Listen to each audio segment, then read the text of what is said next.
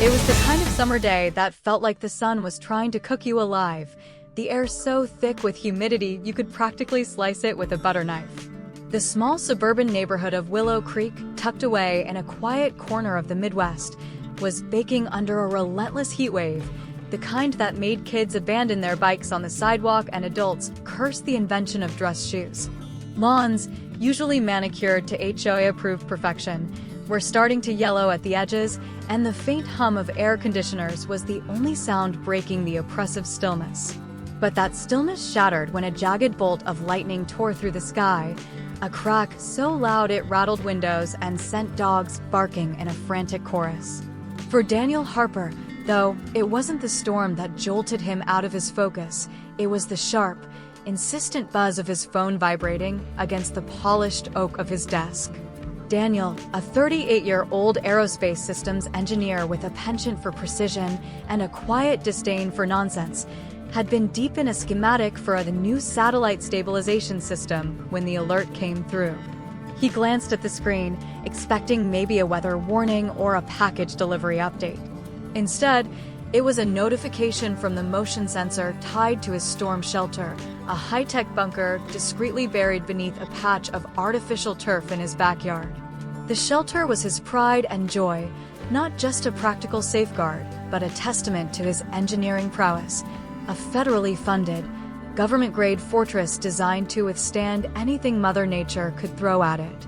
He'd installed it 3 years ago after a particularly brutal tornado season, navigating a labyrinth of permits and grants to make it happen. The shelter was invisible to the untrained eye, its entrance camouflaged so well that even the nosiest neighbors wouldn't suspect a thing. So when the alert pinged, Daniel's first thought was that maybe a stray branch or a curious raccoon had tripped the sensor. He tapped the app to pull up the live feed from the shelter's internal camera, expecting nothing more than a quick glance to confirm all was well. What he saw instead made his jaw drop. There, illuminated by the harsh glow of a cheap flashlight, was Karen Wentworth, the self-appointed queen of the Willow Creek HOA. She stood inside his storm shelter, her eyes wide with a mix of triumph and disbelief, like she'd just stumbled into a secret government lab. In one hand, she clutched the flashlight, its beams swinging wildly across the reinforced walls. From her other wrist dangled a pair of bolt cutters, the kind you'd pick up at a discount hardware store, looking comically out of place against the shelter's sleek, high-tech interior. Karen, with her perfectly coiffed blonde bob and her trademark Live, Laugh, Love t-shirt, was the last person Daniel expected to see trespassing in his private sanctuary. And yet, there she was, poking around like she owned the place, oblivious to the fact that she'd just triggered a sequence of events that would turn her world upside down. Before Daniel could fully process the absurdity of the situation, a loud thunk echoed through the camera feed.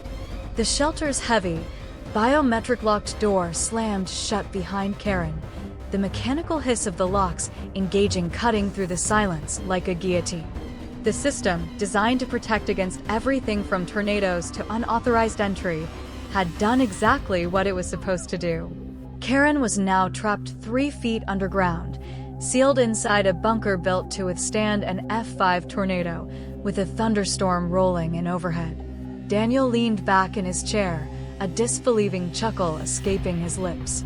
Karen Wentworth, the woman who'd spent months lecturing him about neighborhood harmony and aesthetic compliance, had just broken into his federally protected storm shelter and gotten herself locked inside. It was the kind of poetic justice you couldn't script, and for a fleeting, almost cinematic moment, Daniel wondered if he should just grab a bag of popcorn and watch the show unfold.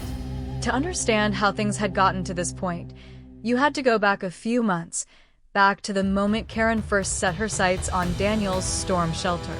Daniel had moved to Willow Creek 5 years ago, drawn by the quiet streets and the promise of a low-key life where he could tinker with his projects in peace. He wasn't the type to throw block parties or join the neighborhood book club, but he kept his lawn mowed, paid his HOA dues on time, and generally minded his own business. That, apparently, wasn't enough for Karen. As the self-declared president of the Willow Creek HOA, Karen ran the neighborhood like her personal fiefdom, wielding her clipboard and her passive-aggressive smile like weapons. She had an almost supernatural ability to find fault in the smallest details: a mailbox that was half an inch too tall, a porch light that wasn't the approved shade of warm white, a car parked 2 inches too close to a curb. To Karen, these weren't just minor infractions, they were personal affronts to her vision of suburban perfection. Daniel had first crossed her radar when he installed the storm shelter. The project had been a labor of love, born out of a mix of practicality and professional curiosity. Tornadoes were a fact of life in this part of the country, and after a particularly close call a few years back, when a twister had torn through a town just 20 miles away, Daniel decided he wasn't taking any chances. He'd spent months researching, designing, and securing the necessary permits, even applying for a federal disaster mitigation grant to offset the cost. The shelter was a marvel of engineering, a reinforced concrete bunker with automated systems, emergency LEDs, stocked shelves, and a biometric lock that only he could open. The entrance was hidden beneath a patch of artificial turf, so seamless that you'd need a surveyor's map to even know it was there. To Daniel, it was both a practical necessity and a point of pride, a reminder that he could build something that stood up to the chaos of the world. Karen, however, saw it as a threat to her authority. The moment she caught wind of the project, thanks to a nosy neighbor who'd seen the construction crew, she'd made it her mission to shut it down. Never mind that the shelter was completely underground and invisible to anyone who wasn't actively looking for it. Never mind that Daniel had every permit in order, down to the last bureaucratic checkbox. To Karen, the shelter was a visual nuisance, a blight on the neighborhood's pristine aesthetic, and worse, it was something she hadn't personally approved. She started with letters, each one typed in her signature Comic Sans font, dripping with faux politeness. "Dear Mr. Harper," they'd begin, "it has come to the attention of the HOA that an unauthorized structure has been installed on your property. Please submit a detailed plan for review at the next board meeting." Daniel, ever the pragmatist, had responded with copies of his permits and a polite but firm note explaining that the shelter was fully compliant with local, state, and federal regulations. That should have been the end of it, but Karen wasn't about facts or legality. She was about control. When the permits didn't sway her, she escalated to passive-aggressive notices posted on Daniel's front door, each one citing vague HOA bylaws about maintaining community standards. She'd show up at his house unannounced, clipboard in hand, flanked by her 2 loyal sidekicks, Todd and Marlene, who seemed to exist solely to nod along and take notes. She'd peer over his fence, squinting at the patch of artificial turf as if she could will the shelter into being a violation through sheer force of disapproval. Daniel, for his part, stayed calm. He'd dealt with difficult clients and impossible deadlines in his career. A suburban dictator with a power complex was just another problem to solve. He'd smile, offer her a glass of iced tea, and gently remind her that the shelter was none of her business. It drove her up the wall. The tension had been simmering for months, each encounter adding another layer of frustration. Karen's letters grew sharper, her inspections more frequent. She started rallying other HOA members, spinning tales about how Daniel's shelter was lowering property values or posing some nebulous safety risk. Most of the neighbors didn't buy it. They knew Daniel was a stand-up guy, and more than a few had their own Karen horror stories, but no one wanted to cross her. She had a way of making life miserable for anyone who dared challenge her, whether it was through endless fines or public shaming at HOA meetings. Daniel, though, wasn't intimidated. He'd built his career on solving problems under pressure, and he wasn't about to let a woman with a vendetta and a discount store flashlight push him around. That morning, as the heatwave pressed down on Willow Creek, Daniel had been working remotely at his favorite cafe, a cozy spot called Brew and Bean a few miles from home. He liked the place for its strong coffee and its lack of HOA busybodies. He'd been reviewing a set of stress test data when his phone pinged with another alert from his home security app. This time, it was the exterior cameras showing Karen and her trusty sidekicks lurking near his backyard fence. They were doing their usual routine, peeking over the fence, whispering to each other, Todd scribbling furiously on a clipboard while Marlene adjusted her oversized sun hat. Daniel rolled his eyes, texted a couple of neighbors with a quick "Karen patrol is at it again," and went back to his cappuccino. He figured it was just another one of her pointless surprise inspections, the kind that never amounted to anything more than a sternly worded letter. After all, what could she do? The shelter was locked tight, protected by a dozen electronic safeguards he'd designed himself. There was no way she could get in. He couldn't have been more wrong. What Daniel didn't know, what he couldn't have anticipated, was that Karen had decided today was the day to take things to a whole new level. Armed with nothing but hearsay, a flimsy flashlight, and an ego the size of a small planet, she'd come prepared to enforce her own brand of vigilante justice. She'd heard rumors about the shelter, whispers from neighbors who didn't understand what it was or why Daniel needed it. To her, it wasn't just a storm shelter. It was a symbol of defiance, a challenge to her authority that she couldn't let stand.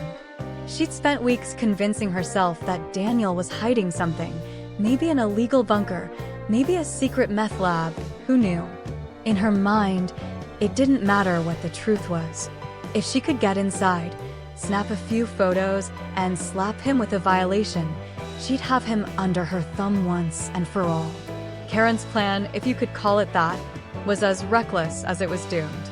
She'd shown up with her bolt cutters, fully intending to pry open the shelter's hatch and expose whatever she thought Daniel was hiding. She hadn't counted on the shelter's tamper detection system, a feature Daniel had installed to prevent exactly this kind of unauthorized access. The system was designed to give intruders a brief window, 30 seconds, to enter before locking down permanently until manually reset from the inside.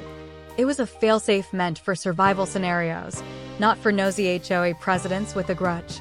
But Karen, in her infinite wisdom, had tripped at the moment she forced the hatch open, sealing her fate as surely as the storm clouds gathering overhead. Back at his desk, Daniel watched the live feed with a mix of amusement and disbelief. Karen was pacing now, her flashlight beam darting across the shelter's walls like a trapped animal searching for an exit. The shelter wasn't some damp, dingy hole in the ground. It was a high-tech marvel, lined with emergency supplies, oxygen systems, and sensors that could detect everything from air quality to structural stress. Karen, though, didn't seem to appreciate the engineering. She was too busy banging on the locked door, her muffled shouts barely audible through the feed. Daniel could make out snippets of her tirade, something about civil rights and HOA authority, and he couldn't help but laugh. The woman who'd spent years terrorizing the neighborhood with her petty rules was now a prisoner of her own arrogance, and the irony was almost too perfect. For a moment, Daniel considered his options. He could rush home, override the lock, and let her out, but that would mean giving her the satisfaction of thinking she'd gotten away with it. He could call the cops right away, but that felt too easy, too quick. No, he decided, Karen needed to sit with her choices a little longer. She needed to feel the weight of what she'd done, to understand that her reign of terror had consequences. So he leaned back, took a sip of his now cold coffee, and let the shelter's systems do their job. The storm was coming, the sirens would start wailing soon, and Karen was about to learn a lesson she'd never forget. The neighborhood of Willow Creek wasn't just a collection of houses, it was a microcosm of suburban life, complete with its own dramas and power struggles. Most of the residents were decent folks, families, retirees, young professionals trying to carve out their slice of the American dream. But Karen had cast a long shadow over the community, her influence seeping into every corner like a slow poison.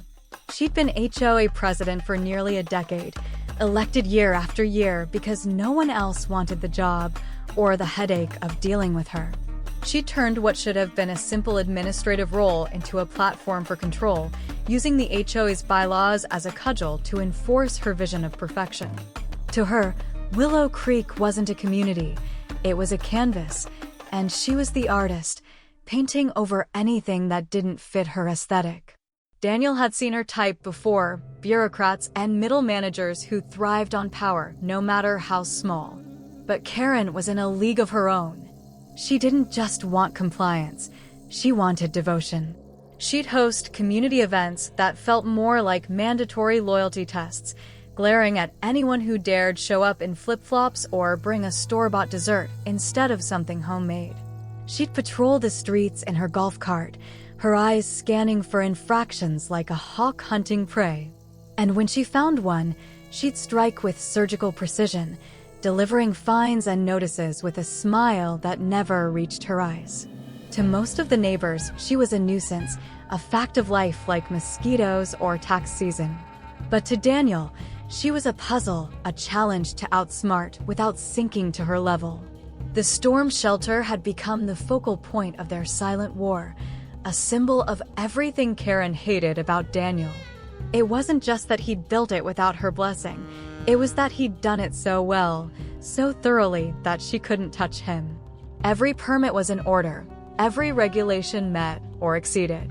He'd even consulted with the county's emergency management office to ensure the shelter complied with FEMA guidelines. To Karen, that kind of competence was an insult, a reminder that her authority was paper-thin compared to someone who actually knew what they were doing. So she doubled down, her attacks growing more personal, more desperate. She'd started spreading rumors, whispering to neighbors that Daniel was up to something, or that the shelter was a liability. She'd even tried to get the HOA board to vote on a new rule banning underground structures, but the motion died when Daniel showed up to the meeting with a stack of legal documents and a lawyer on speed dial. Now, as he watched Karen flail in his storm shelter, Daniel felt a strange mix of vindication and pity. She'd brought this on herself, but there was something almost tragic about her inability to see it. She was so consumed by her need to control that she'd walked straight into a trap of her own making. The shelter's camera feed showed her pounding on the door now, her flip-flops slipping on the smooth floor as she tried to pry it open. The biometric lock, programmed to recognize only Daniel's fingerprint, didn't budge. Outside, the storm was picking up, the wind whistling through the trees and the first fat drops of rain splattering against the windows. Daniel glanced at the weather app on his phone. A severe thunderstorm warning, with a chance of tornadoes. Perfect, he thought. If Karen wanted to play storm chaser, she'd pick the worst possible day to do it. He stood up, stretched, and grabbed his keys. There was no rush, not yet. The shelter was secure, Karen wasn't going anywhere, and the authorities would need to be involved eventually. But for now, Daniel was content to let her stew, to let the reality of her situation sink in. She'd spent years making his life harder than it needed to be, and now, in a twist of fate so delicious it could have been scripted, she was the one in over her head. As he headed for his truck, the lightning flashed again, illuminating the darkening sky. The storm was coming, and with it, a reckoning that Willow Creek would never forget. Daniel Harper sat in his truck, the engine idling softly as the first rumblings of thunder rolled through the humid air of Willow Creek. The dashboard clock read 3:47 p.m., and the sky was darkening fast, the kind of ominous gray that made you double-check your flashlight batteries.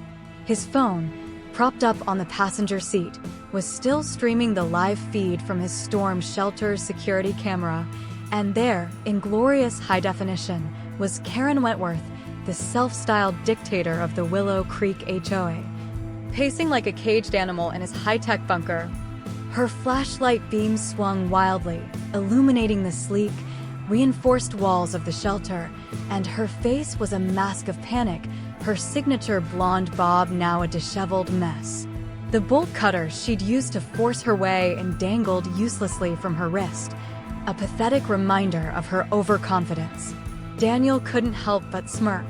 Karen, who'd spent months harassing him over his unauthorized storm shelter, was now trapped inside it, 3 feet underground, with a thunderstorm bearing down and no way out. It was the kind of cosmic payback that made you believe the universe had a sense of humor. The shelter's biometric lock had done its job flawlessly, sealing Karen inside with a mechanical thump that still echoed in Daniel's mind. The system was one of his proudest creations, a failsafe designed to protect against everything from tornadoes to intruders. If someone tried to force the hatch, like, say, a nosy HOA president with a dollar store tool, the tamper detection system would unlock the door for exactly 30 seconds, long enough for an authorized user to scramble inside during an emergency. After that, it locked down permanently until manually reset from the interior console, a feature meant for survival, not for trapping busybodies. Karen, in her infinite wisdom, had tripped the system the moment she pried open the hatch, and now she was learning the hard way that Daniel's engineering wasn't something you could outsmart with bravado and a bad attitude. Daniel tapped the phone screen, zooming in on Karen's frantic movements. She was banging on the door now, her fists pounding against the reinforced steel with all the effectiveness of a toddler throwing a tantrum. Her voice, muffled but shrill, came through the audio feed in bursts, something about unlawful imprisonment and HOA jurisdiction. Daniel snorted. Jurisdiction? The woman was trespassing in a federally funded emergency facility, and she was still trying to pull rank. It was almost admirable in a delusional sort of way. He leaned back in his seat, the leather creaking under his weight, and considered his next move. The logical thing would be to call the sheriff's department, report the break-in, and let the professionals handle it. But logic wasn't the only thing at play here. Karen had been a thorn in his side for months, her relentless campaign against his shelter a personal crusade disguised as community service. Letting her sweat a little longer felt less like cruelty and more like justice. The storm shelter had been a point of contention since the day Daniel broke ground on it 3 years ago. He designed it himself, drawing on his expertise as an aerospace systems engineer to create a bunker that could withstand anything short of a nuclear blast.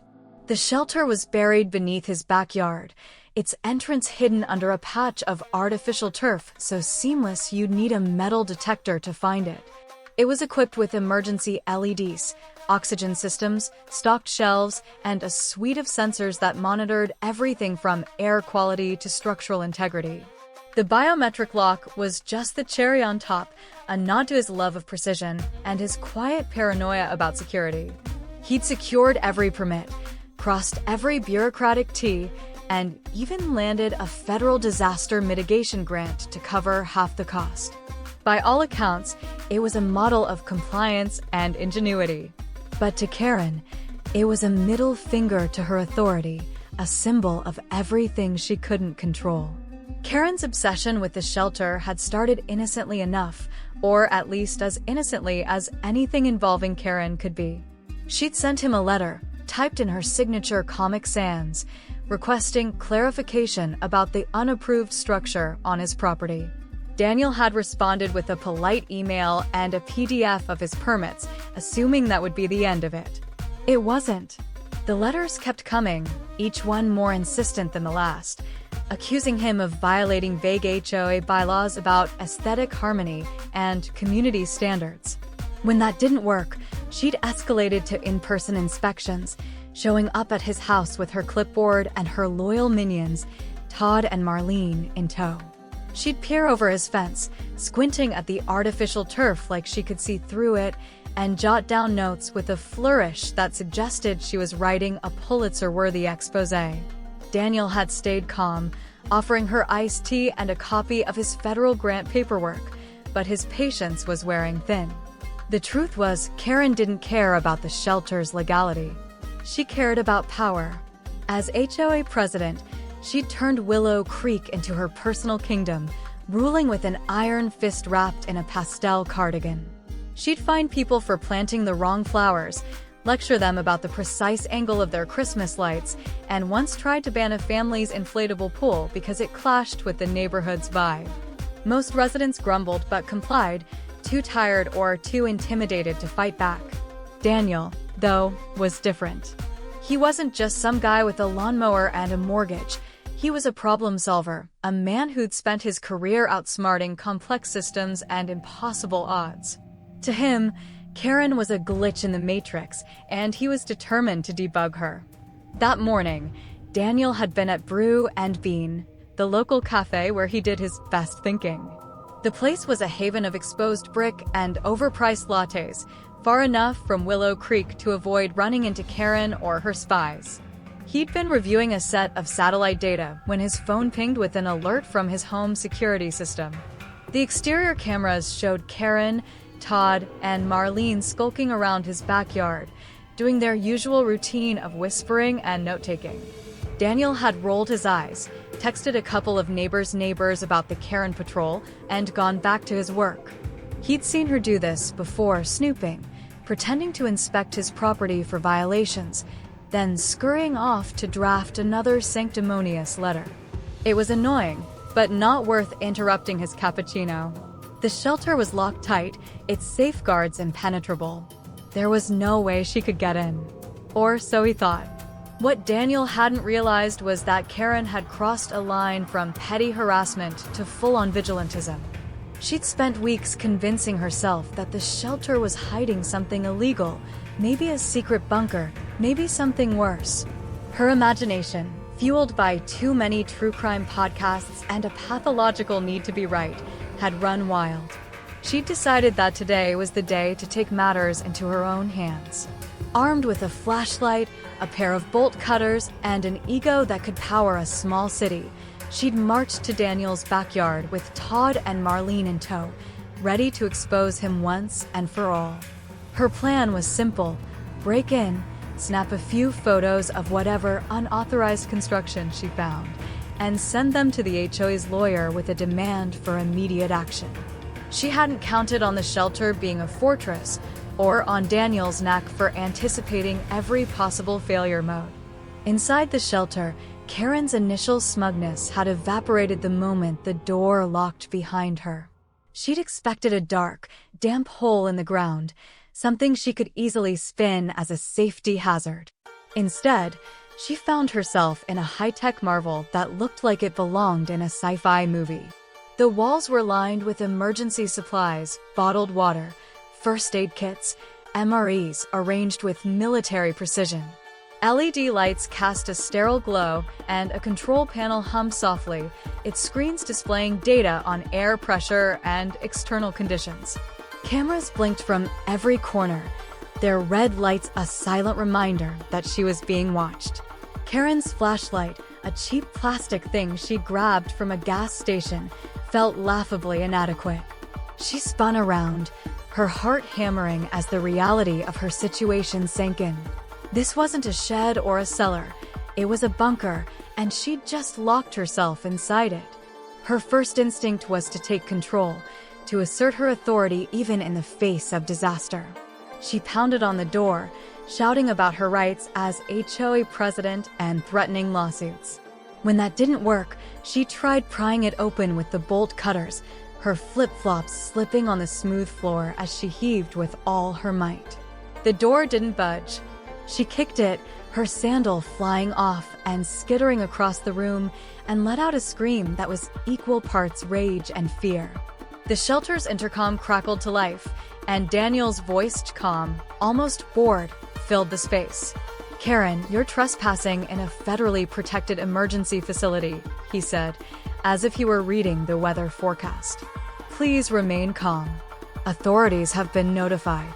The scream that followed could have shattered glass, and Daniel, watching from his truck, winced but didn't bother hiding his grin. Karen's panic escalated as the storm outside grew louder. The shelter's external sensors picked up the rising wind, the data flashing across the control panel in real time. She could hear the muffled roar of thunder through the thick walls, each boom a reminder that she was stuck underground with no way out. She fumbled with the control panel, pressing buttons at random, but the system was locked to Daniel's credentials. Her flashlight slipped from her sweaty hands, clattering against the floor, and she scrambled to pick it up, her breaths coming in short, frantic gasps. She yelled for Todd and Marlene, her so-called backup, but they were nowhere to be seen. Unbeknownst to her, they'd stayed outside the fence, watching from a safe distance like kids who dared each other to touch a hot stove and then chickened out.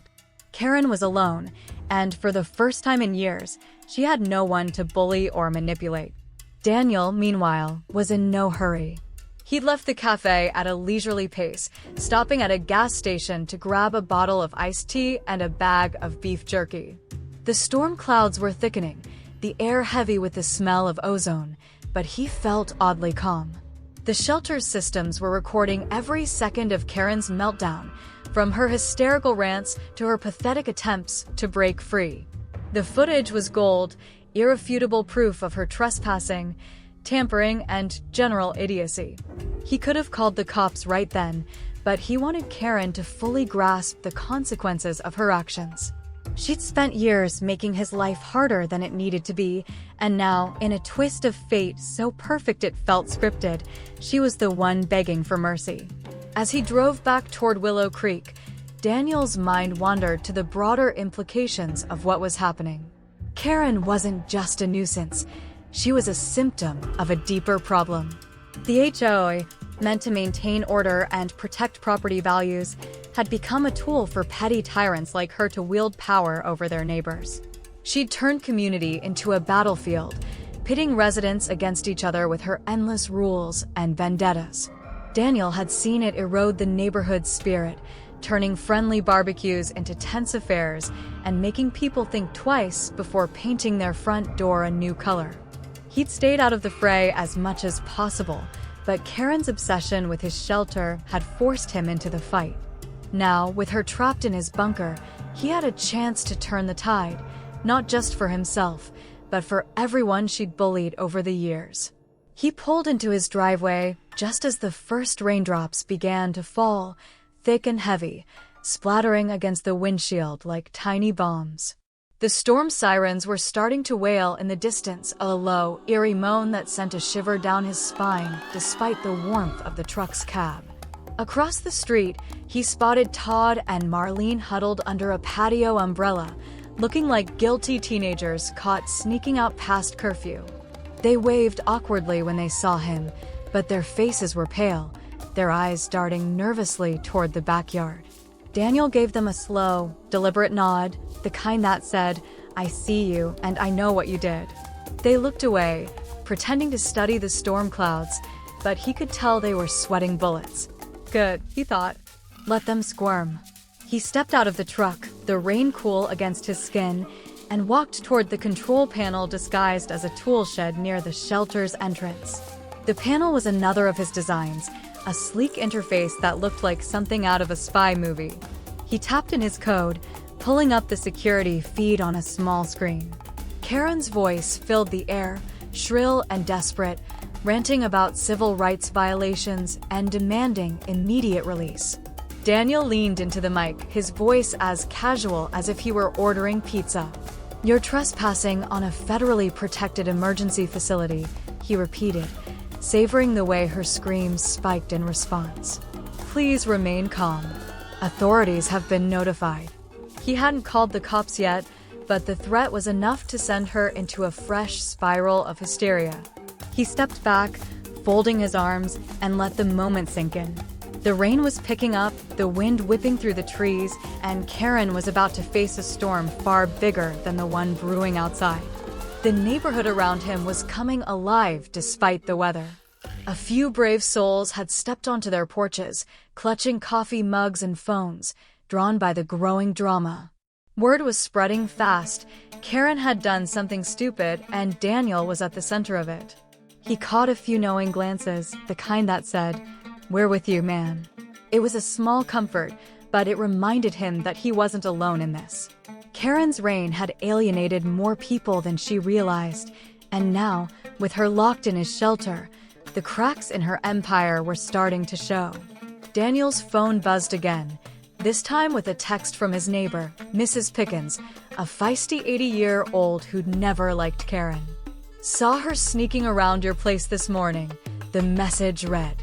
"Heard her bragging to those two idiots about teaching you a lesson. Want me to tell the cops? Daniel grinned. Mrs. Pickens was a wild card, the kind of woman who'd call out nonsense with the precision of a sniper. He texted back, "Hold off for now. I've got this." He didn't want to escalate things too quickly, not when the situation was unfolding so perfectly on its own. Inside the shelter, Karen had moved from anger to bargaining. She was pleading through the intercom now, her voice cracking as she promised to drop all her complaints if someone would just let her out. "I was only trying to protect the neighborhood," she wailed, as if anyone would buy it. Daniel shook his head, marveling at her audacity. Even now, trapped and humiliated, she was trying to spin herself as the hero. It was pathetic, but it was also dangerous. People like Karen didn't change. They just doubled down, finding new ways to twist the narrative in their favor. He wasn't going to let that happen, not this time. He pulled out his phone and opened the app for the shelter's external cameras. The feed showed Todd and Marlene still lingering across the street, their umbrella flapping in the wind. They were whispering urgently, probably trying to figure out how to distance themselves from Karen's disaster. Daniel zoomed in, catching the fear in their eyes. They'd been complicit in her schemes for years, nodding along to her rants and signing off on her fines, but now they were realizing the cost of their loyalty. He made a mental note to include them in his report to the sheriff. They might not have held the bolt cutters, but they'd enabled Karen every step of the way. The rain was coming down harder now, the drops stinging his face as he stood by the control panel. He could have gone inside, taken shelter from the storm, but he wanted to be here, to see this through. The shelter's systems were still recording, capturing every word, every movement, every second of Karen's unraveling. He'd have everything he needed when the authorities arrived: footage, logs, permits, the works. Karen's little stunt wasn't just a mistake. It was a federal offense, and Daniel was going to make sure she faced the full consequences. He thought back to the first time he'd met Karen at an HOA meeting shortly after he moved to Willow Creek. She'd been all smiles then, welcoming him to the neighborhood with a basket of stale muffins and a binder full of bylaws. He'd been polite, even charming, but he'd seen through her from the start. The muffins were a bribe, the binder a warning: fall in line or else. He'd nodded, thanked her, and tossed the binder in a drawer, never intending to play her game. That was his first mistake, not taking her seriously enough. He'd underestimated how far she'd go to enforce her version of order, how personal she'd make it. Now, with her trapped in his shelter, he wasn't underestimating her anymore. She'd crossed a line, and he was ready to draw one of his own. The storm sirens grew louder, their wail cutting through the rain like a knife. Daniel glanced at his phone again, checking the weather app. The thunderstorm warning had been upgraded to a tornado watch, with reports of rotation spotted a few counties over. It wasn't an immediate threat, but it added a layer of urgency to the scene. He imagined Karen hearing the sirens through the shelter's walls, her panic spiking as she realized she was stuck in the one place designed to keep people safe. The irony was almost too much. She'd spent months calling his shelter a nuisance, a danger, and now it was the only thing standing between her and the storm she'd ignored in her quest for control. He decided it was time to make the call. He pulled up the sheriff's department number, his thumb hovering over the screen. He didn't want to drag this out too long. Karen was a problem, but she wasn't worth risking anyone's safety. The storm was getting worse, and the last thing he needed was for her to become a martyr in some twisted narrative about neighborhood neglect. He hit the call button, and the line connected after 2 rings. "Sheriff's Department, what's your emergency?"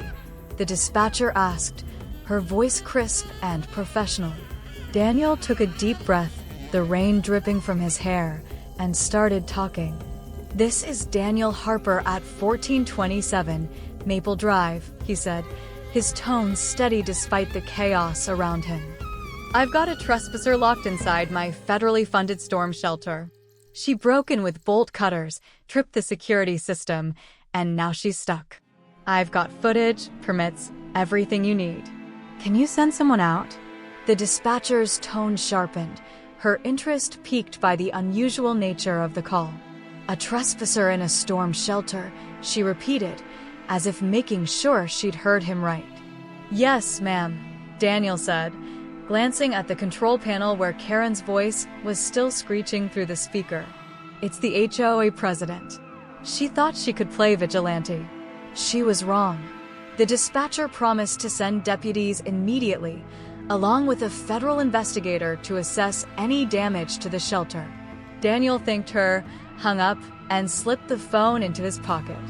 The rain was a steady drumbeat now, the wind tugging at his jacket, but he felt a strange sense of calm. The pieces were falling into place, and Karen's reign of terror was about to crash and burn. He looked across the street, where Todd and Marlene were still huddling, their faces barely visible through the downpour. He raised an eyebrow, a silent challenge, and they turned away, their guilt as clear as the lightning flashing overhead. As he waited for the deputies, Daniel leaned against the control panel, the rain soaking through his clothes. He thought about the neighborhood, about the people who'd lived in Karen's shadow for too long. They deserved better than her petty tyranny, her endless rules and vendettas. He wasn't a crusader, wasn't looking to be a hero, but he'd be damned if he let her walk away from this unscathed. The shelter was his line in the sand, and she'd crossed it. Now, with the law on its way and the storm raging, he was ready to see this through to the end. Karen had wanted a fight, and she'd gotten one, just not the one she expected. The rain was coming down in sheets now, turning the neatly trimmed lawns of Willow Creek into muddy rivers and sending trash cans skittering down the street like runaway bumper cars. Daniel Harper stood under the overhang of his porch, arms crossed, watching the storm unleash its fury. The air smelled of wet grass and ozone, and the distant wail of storm sirens added a haunting backdrop to the chaos. His phone, tucked in his pocket, was still buzzing with notifications, texts from neighbors, weather alerts, and a new email from his lawyer marked urgent. But Daniel's focus was on the scene unfolding in his backyard, where Karen Wentworth, the HOA's self-appointed overlord, had just sealed her fate. Trapped inside his high-tech storm shelter after breaking in with bolt cutters, she was now a prisoner of her own arrogance, and the consequences were about to hit her like the tornado warning flashing across every phone in the neighborhood. The shelter's security feed, still streaming to Daniel's phone, showed Karen in full meltdown mode. Her flashlight had long since fallen to the floor, its beam casting erratic shadows as she pounded on the reinforced door. Her voice, shrill and cracking, echoed through the intercom, a mix of threats and pleas that ranged from "this is unlawful imprisonment" to "I'll sue you into bankruptcy." Daniel couldn't help but shake his head. Even now, cornered and helpless, Karen was clinging to her delusion of authority, as if her HOA title carried any weight against the federal regulations she'd just trampled. The shelter, funded by a disaster mitigation grant and built to FEMA standards, wasn't just a bunker. It was a federally protected asset, and Karen's little stunt had escalated this from a neighborhood spat to a government-level offense. Daniel had called the sheriff's department 20 minutes ago, and the dispatcher's voice had been all business, promising deputies and a federal investigator would be on the scene ASAP. He'd given her the rundown: trespasser, bolt cutters, security footage, the works, and she'd responded with the kind of sharp professionalism that told him this wasn't going to be swept under the rug. As he waited, the storm grew fiercer, the wind whipping tree branches across the street and sending a stray lawn chair tumbling into a ditch. Neighbors were starting to emerge, braving the rain to gawk from their porches or peer through rain-streaked windows. Word was spreading fast, like wildfire in a dry field. Karen had finally gone too far, and Daniel was the one who'd caught her red-handed. Across the street, Todd and Marlene, Karen's loyal HOA sidekicks, were still huddled under their pathetic patio umbrella, looking like drowned rats caught in a trap. Their faces were pale, their eyes darting nervously toward Daniel's backyard, where the shelter's disguised entrance lay hidden beneath a patch of artificial turf. They'd been complicit in Karen's schemes for years, signing off on her fines and nodding along to her rants, but now they were realizing the cost of their cowardice. Daniel caught their gaze and raised an eyebrow, a silent, "You're next," that made them flinch and turn away, pretending to be fascinated by the storm clouds. He didn't need to say anything. Their guilt was written all over their faces, and he knew they'd be scrambling to cover their tracks before the deputies arrived. The shelter's intercom crackled again, Karen's voice cutting through the rain like a banshee's wail. "This is a conspiracy," she screeched, banging on the door with renewed desperation. "You'll all regret this. I'm performing a civic duty." Daniel snorted, the absurdity of it almost too much. Civic duty? She'd broken into a private, federally funded facility with the intent to sabotage him, and now she was trying to play the martyr. It was the kind of performance you'd expect from bad reality TV, not a suburban cul-de-sac. He leaned into the mic, his voice calm but laced with steel. "Karen, you're in a lot of trouble," he said. "The sheriff's on their way. I'd suggest you stop yelling and start thinking about what you're going to tell them." Her response was a wordless scream, and Daniel stepped back, letting the rain drown out the rest. The first sheriff's SUV pulled up 10 minutes later, its lights slicing through the gloom like a beacon. Two more followed, their tires splashing through the growing puddles as they parked along the curb. Four deputies climbed out, their raincoats slick and their expressions a mix of professionalism and barely concealed curiosity. This wasn't a typical call. Most of their day was spent dealing with speeding tickets or noisy parties, not HOA presidents locked in high-tech bunkers. Daniel met them at the curb, a manila folder in hand, stuffed with every piece of documentation he could think of: permits, installation receipts, security logs, even a copy of the federal grant paperwork. He'd learned long ago that preparation was the best defense, and he wasn't about to let Karen wiggle out of this on a technicality. The lead deputy, a stocky man named Hargrove with a face like weathered granite, took the folder and flipped through it with practiced efficiency. His eyebrows rose slightly as he skimmed the federal grant details, and he glanced up at Daniel with a look that said, "This is gonna be interesting." "So, let me get this straight," Hargrove said, his voice low but carrying over the rain. "Your HOA president broke into your storm shelter, a federally subsidized emergency facility, during an active storm warning, and now she's locked inside?" Daniel nodded, keeping his expression neutral despite the grin tugging at his lips. "That's about the size of it," he said. "I've got footage if you want to see her in action." Hargrove's mouth twitched, the closest thing to a smile Daniel had seen from him. "Show me," he said. Daniel pulled out his phone, opened the security app, and handed it over. The feed showed Karen in real time, her hair plastered to her forehead, her live, laugh, love t-shirt soaked with sweat, as she ranted at the camera. "This is an outrage," she was shouting, jabbing a finger at the lens. "I demand bottled water that isn't expired. I'll have your badge for this." Hargrove let out a low whistle, handing the phone back. "She's a piece of work," he muttered, then turned to his team. "All right, boys, let's get her out before she tries to soothe the atmosphere." The deputies approached the shelter's entrance, their boots squelching in the mud as they tapped into the external speaker system. "Ma'am, this is the sheriff's department," Hargrove said, his voice firm but calm. "Please remain calm. We're working on getting you out." Karen's response was immediate and unhinged. "Sheriff," she shrieked, her voice cracking with a mix of relief and hysteria. "This is unlawful imprisonment. I'm being discriminated against. I was conducting a civic inspection." The deputies exchanged glances, a few barely stifling chuckles. Hargrove shook his head, muttering something about people watching too much TV. Daniel, leaning against his truck, couldn't help but enjoy the show. Watching Karen self-destruct in real time was better than any revenge he could have planned. The process of opening the shelter wasn't as simple as popping a lock. Daniel had designed the system for emergencies like tornado rescues, not clueless trespassers, and the manual override required a specific sequence to prevent accidental breaches. He walked the deputies through it, explaining the tamper detection system and the biometric lock's failsafe. Hargrove listened intently, asking technical questions about the shelter's design and security features.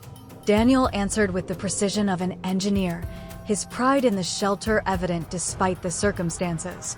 After a few minutes of calibration, the heavy door creaked open against the wind, and Karen stumbled out like a disoriented animal, blinking against the rain. She looked like she'd been through a war. Her hair was a wet, stringy mess, her t-shirt clung to her like a second skin, and her sandals squelched pathetically on the grass. For a split second, Daniel thought she might collapse, but Karen wasn't one to go quietly. She straightened up, her face twisting into a mask of righteous fury, and launched into a tirade. "This is an outrage," she bellowed, jabbing a finger at Daniel. "You trapped me in there. You'll be hearing from my lawyer." Before she could spiral further, Hargrove stepped between them, his hand raised like a traffic cop. "Ma'am," he said, his voice cold and clipped, "you are under investigation for unlawful entry, tampering with protected emergency infrastructure, and potentially filing false reports. Please place your hands where I can see them."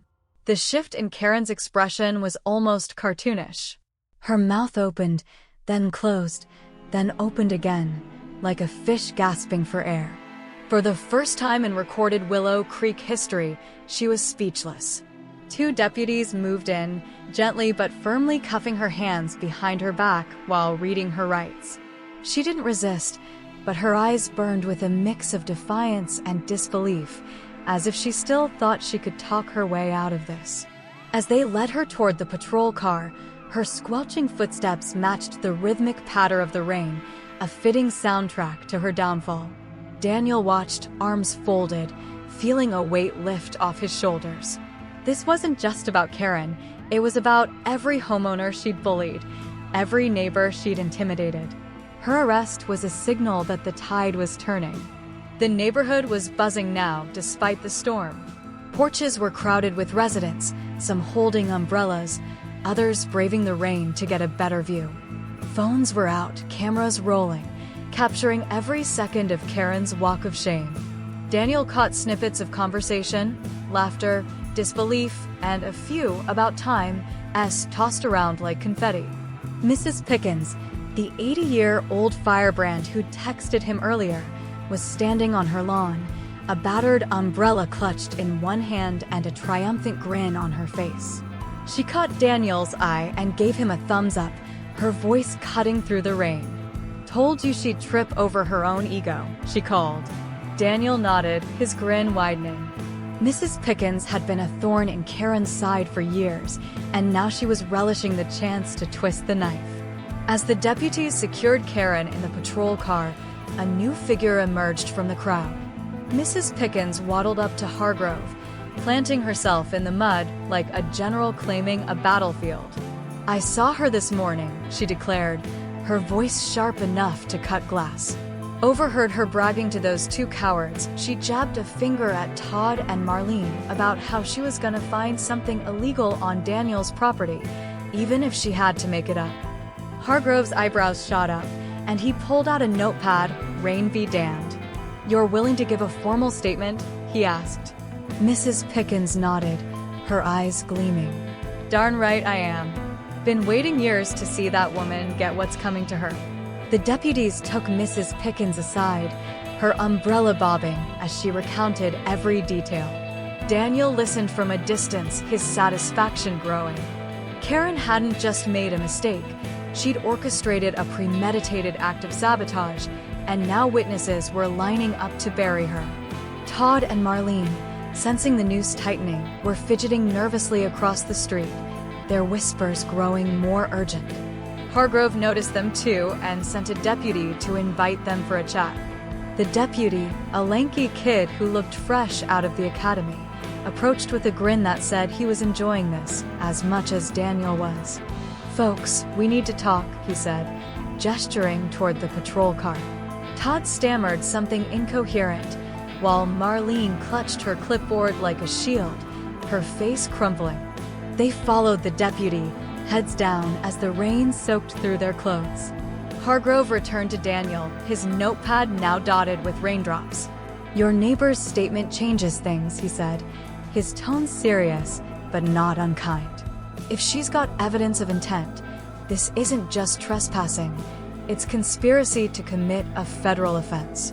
We'll need your full security footage, all your documentation, and any communications you've had with the HOA or this woman about the shelter." Daniel nodded, already mentally cataloging the files he'd hand over. He'd kept meticulous records, every email, every letter, every screenshot of Karen's passive-aggressive group texts. "I've got it all," he said. "You want it now, or should I send it to the station?" Hargrove's mouth twitched again, that almost smile returning. "Station's fine. You're making my job easy, Harper." Before they could continue, another vehicle pulled up, a sleek black SUV with government plates, its windshield wipers slashing through the rain. 3 figures stepped out, 2 men and a woman, dressed in dark windbreakers marked FEMA. The neighbors' whispers grew louder, their phones zooming in on the new arrivals. Daniel felt a surge of vindication. He'd known the feds would get involved eventually. The shelter was their baby, at least partially, but seeing them here, in the flesh, was a whole new level of satisfaction. The lead agent, a sharp-eyed woman named Carter, introduced herself with a brisk handshake. "We're here to inspect the shelter and review the incident," she said, her voice cutting through the storm like a knife. "You're the owner?" Daniel nodded, handing over his folder. "Everything you need is in there," he said. "Permits, grants, logs. The footage is on my phone if you want a live look." Carter took the folder, her eyes scanning the documents with the speed of someone who'd done this 100 times.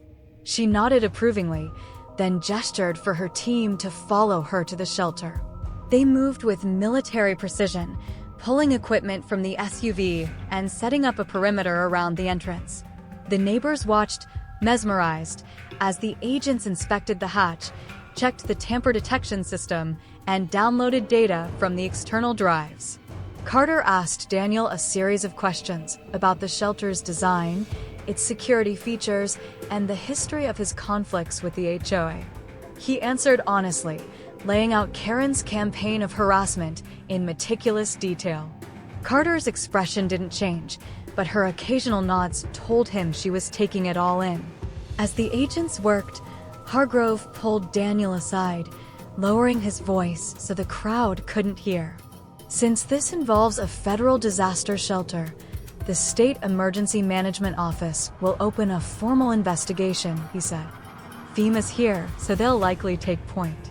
You're looking at multiple charges for her criminal trespass, tampering with emergency equipment, interfering with a federally designated disaster site.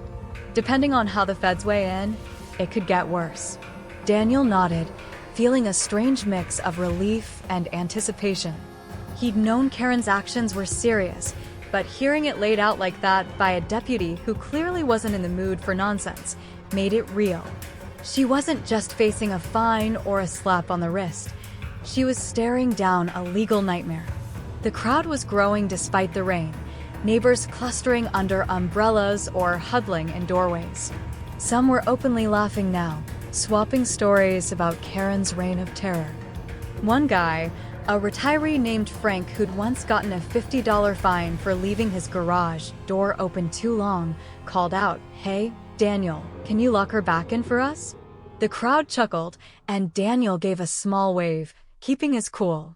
He wasn't here to gloat, not yet. There'd be time for that later, when the dust settled and Karen's empire was in ruins.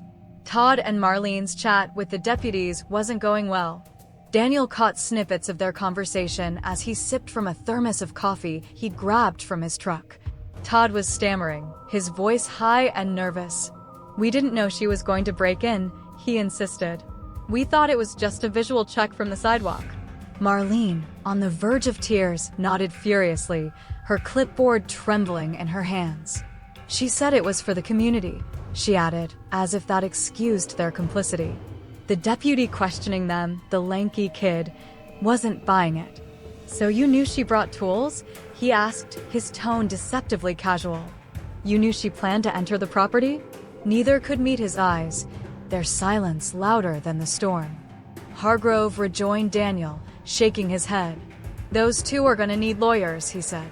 "They're not as deep in it as your HOA president, but they're not walking away clean. Accomplices don't get a free pass." Daniel nodded, his mind already racing ahead to the fallout. Todd and Marlene had been Karen's enablers, her yes men, and their betrayal was as predictable as it was pathetic. They'd throw her under the bus to save themselves, and Daniel was fine with that. The more they talked, the worse it got for Karen. Carter and her team finished their inspection, emerging from the shelter with a stack of printouts and a hard drive full of data. She approached Daniel, her windbreaker glistening in the rain. "Your setup's impressive," she said, a rare note of admiration in her voice. "The tamper system worked exactly as designed. We've got everything we need for now, footage, logs, the works. Because this involves federal funding, tampering with the shelter isn't just a local crime. It's prosecutable under emergency protection laws. Your trespasser could be looking at hefty fines, a criminal record, maybe even jail time." She paused, her eyes narrowing slightly. "You've had issues with her before?" Daniel gave a short laugh. "You could say that," he said, then outlined Karen's months-long harassment campaign, the letters, the inspections, the rumors she'd spread. Carter listened, her expression unreadable, but her pen moving quickly as she jotted notes. When he finished, she nodded. "Sounds like she picked the wrong guy to mess with," she said, a hint of dry humor in her tone. "Next time someone complains about your shelter, remind them it's the safest place in town, and they're lucky they're not locked inside."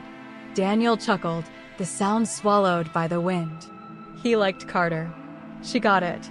As the agents packed up, a new alert sounded from nearby phones, a piercing tone that cut through the rain like a blade. A tornado had touched down 15 miles away, moving in their general direction. The crowd tensed, umbrellas tilting as people checked their phones. Daniel glanced at his app, confirming the shelter systems were still online and ready if needed. The irony wasn't lost on him. While Karen had been busy manufacturing a crisis, a real one was bearing down. He caught Hargrove's eye, and the deputy gave a grim nod. "We're wrapping up here," he said. "You got a place to hunker down if this gets worse?" Daniel jerked a thumb toward the shelter. "Safest spot in town," he said. Hargrove grinned, a rare crack in his stoic facade. "No kidding." The patrol car's lights flashed as the deputies prepared to leave, Karen's silhouette visible through the rain-speckled window. She was still mouthing off, her face a mask of fury, but the rain drowned out her words. Daniel watched, feeling a quiet satisfaction. This wasn't just about her arrest. It was about the message it sent. For years, Karen had ruled Willow Creek through fear and manipulation, but now her power was gone, stripped away by her own hubris. The neighbors watching from their porches knew it too. Their laughter, their knowing looks, their whispered stories, it was the sound of a community waking up, realizing they didn't have to live under her thumb anymore.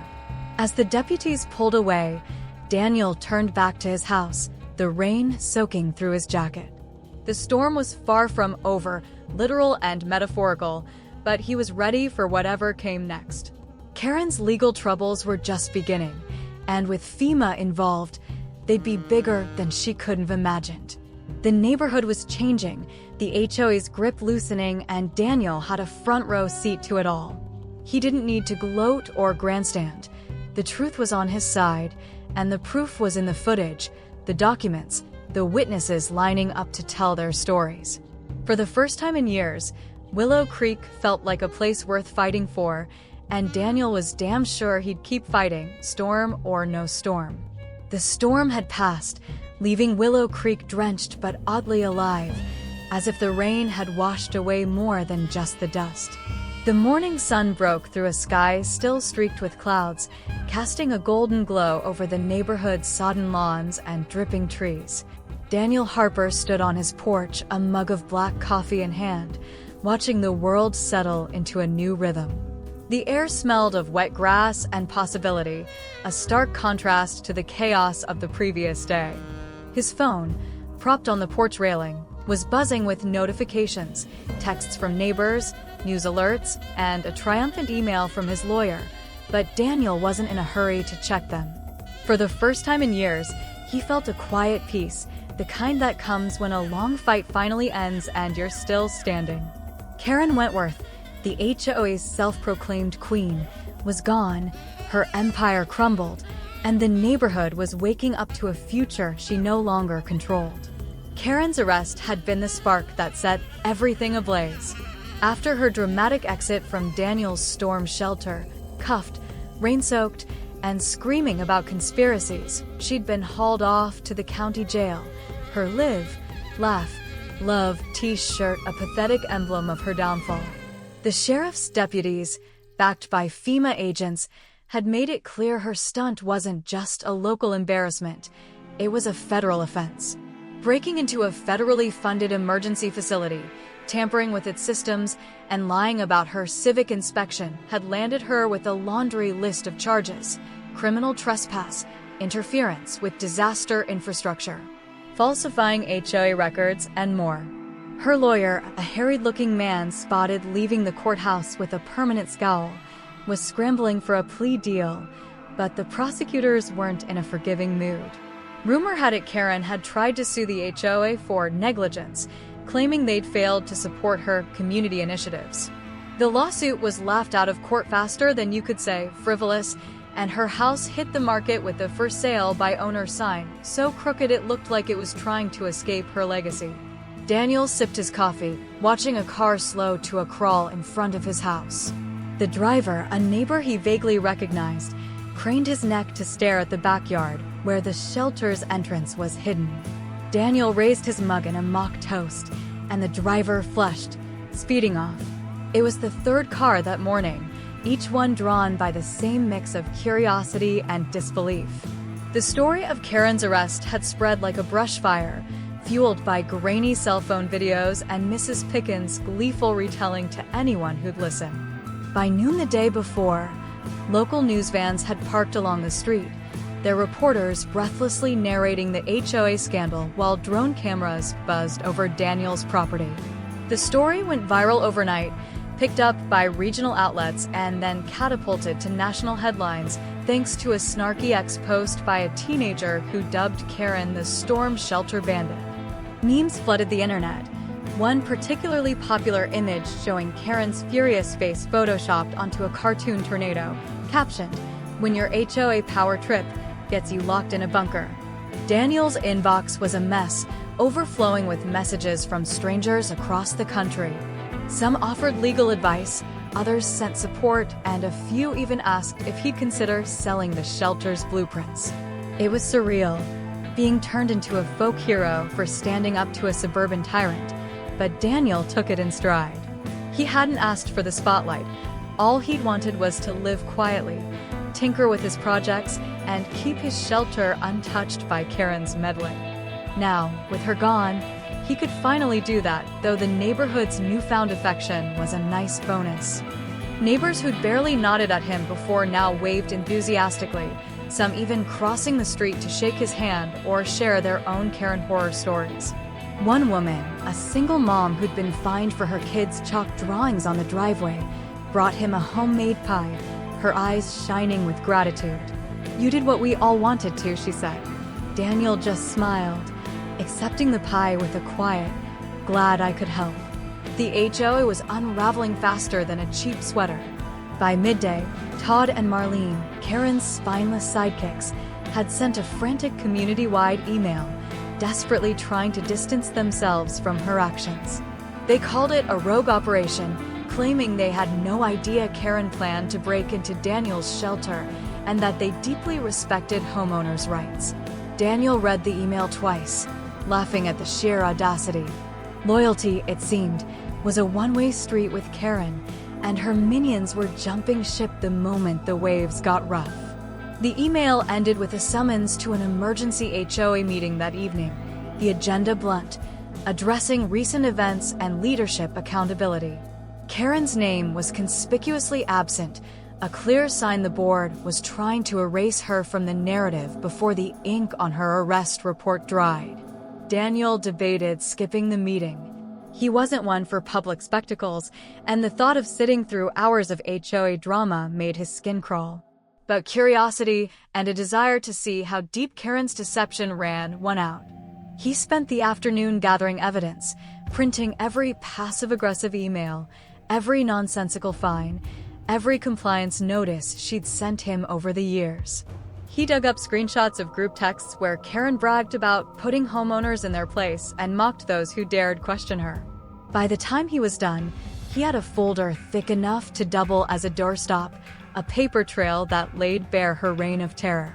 He tucked it under his arm, grabbed his keys, and headed to the community clubhouse, his face set in a cool, unbothered mask. The clubhouse, usually a bland venue for baby showers and potlucks, was electric with tension. Nearly every resident showed up, cramming into folding chairs and spilling into the aisles. The air hummed with whispers, some angry, some gleeful, as neighbors swapped stories about Karen's overreach. A few diehard loyalists sat stiffly in the back, their faces sour, but they were outnumbered by those hungry for change. Todd and Marlene sat at the front table, their expressions pinched and sweaty, an empty chair between them where Karen should have been. The irony wasn't lost on anyone. Their fearless leader was cooling her heels in a holding cell, and they were left to face the music alone. Todd cleared his throat, trying to open the meeting with a rehearsed spiel about community values and unforeseen misunderstandings. He didn't get far. Hands shot up, voices rose, and the room erupted with questions sharper than switchblades. "How did you let her get away with this for so long?" one woman demanded, her voice trembling with years of pent-up frustration. "Why were our dues paying for her legal crusades?" another man shouted, waving a stack of HOA fines. Todd stammered, his face reddening, while Marlene stared at her clipboard like it could teleport her out of the room. The crowd wasn't just angry. They were done, and the board's flimsy excuses weren't cutting it. When Daniel's turn came, he didn't raise his voice. He didn't need to. He walked to the front, set his folder on the table with a deliberate thud, and started talking. He laid out the facts like an engineer presenting a blueprint: the shelter's permits, the federal grants, the security footage of Karen's break-in, and the timeline of her harassment. He passed out copies of her emails and texts, letting her own words, arrogant, vindictive, gleeful in their cruelty, do the talking. The crowd's reaction was visceral. Murmurs turned to gasps, then to outright outrage as they read her boasts about targeting homeowners who didn't bow to her. One text, sent to Todd, read, "Harper thinks he's untouchable with his fancy shelter. I'll make him regret it." The room went silent, the weight of her betrayal sinking in. Daniel kept his tone even, but his words were a scalpel, cutting through years of fear and complacency.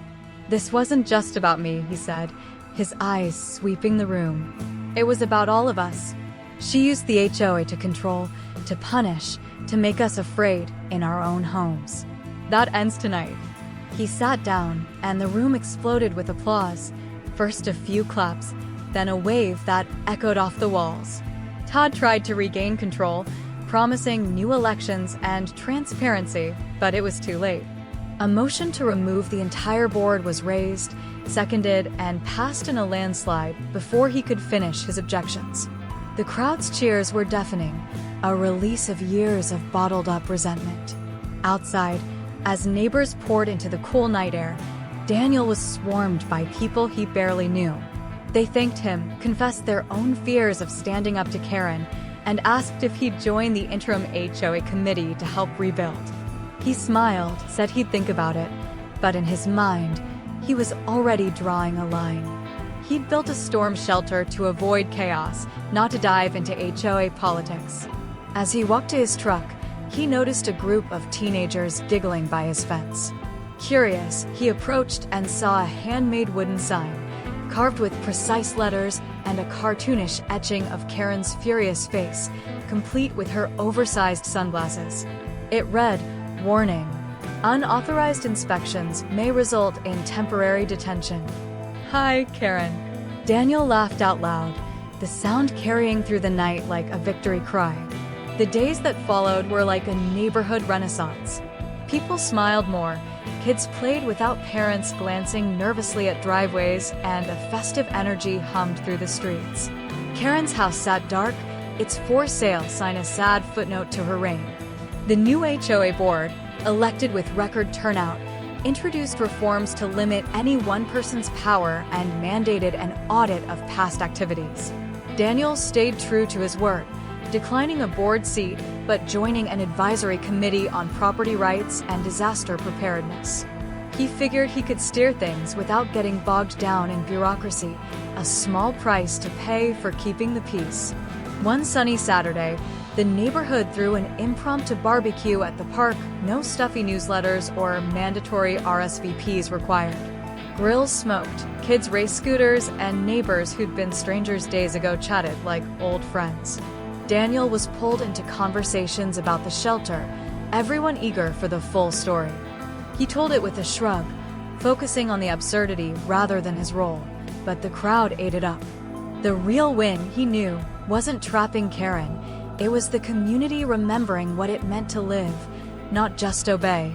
As the sun dipped, neighbors unveiled a surprise, a polished oak sign for Daniel's property, etched with "Private property. Unauthorized entry may result in a complimentary lock-in. Have a nice day." Below was a cartoon tornado chasing a figure in sunglasses. Daniel laughed until his sides ached, helping mount it by the shelter's path. It was a symbol of everything that had changed, a neighborhood no longer ruled by fear. Karen's legal troubles grew, with charges piling up like storm debris. Her plea deal attempts fizzled, and her house sold at a rock-bottom price, the listing avoiding any mention of her infamy. Daniel didn't watch her moving truck leave. He was too busy upgrading his shelter, not out of fear, but love for the work. The neighborhood blossomed, gardens sprouted, block parties multiplied, kindness spread like wildfire. A couple started a tool-sharing program, a teen mowed lawns for free, and Daniel caught himself smiling for no reason, a lightness in his chest he hadn't felt in years. One evening, as the sun sank behind the trees, Daniel stood on his porch, the stars blinking into view. This wasn't about the shelter or even Karen. It was about freedom. Freedom to build, to protect, to live without petty tyrants cloaked in community service. The storm had passed, leaving stronger roots and clearer skies. Willow Creek had remembered how to stand together, and Daniel, right where he belonged, knew no one could take that away. The stars shone brighter, a quiet promise that the best stories end not with a bang, but with a community reborn, ready to face whatever comes next with courage, laughter, and a damn good barbecue.